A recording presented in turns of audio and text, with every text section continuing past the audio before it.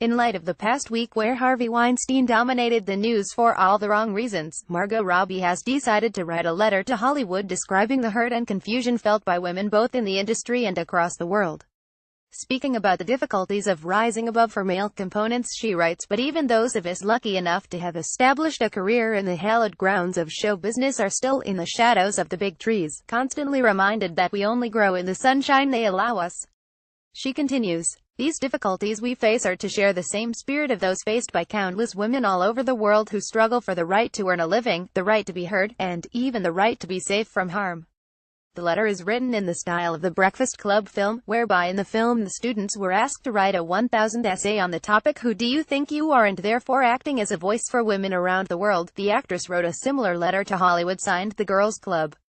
Here is the letter. "Dear Hollywood, we accept that we had to sacrifice a whole week standing our ground and defending our rights as women.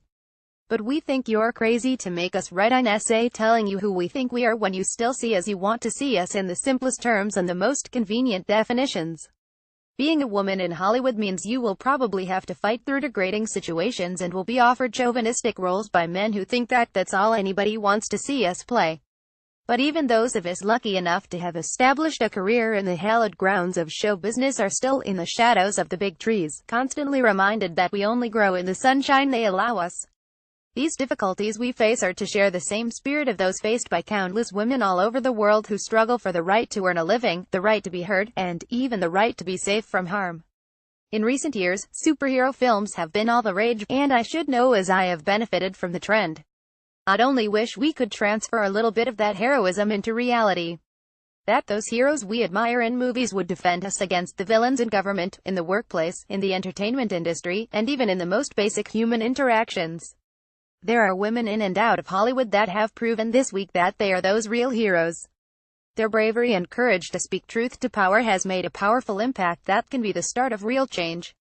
It is our decision, and those of us that have a platform can choose to use it for those in the world who do now. Which means that we can not only highlight the painful inequities, but we can continue to speak out as long as they exist.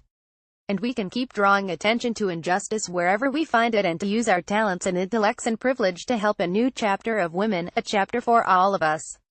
So thinking about being a woman in Hollywood reminded me that when you take away Hollywood, we are all just women, all facing the inequalities that being a woman brings with it. And what I've come to understand is that, though we are unique and powerful as individuals, we are invincible when we come together. So, some may have seen us as objects and other individuals, but never as equals. But, in the words of the Breakfast Club, each one of us is a brain and an athlete and a basket case and a princess and a criminal.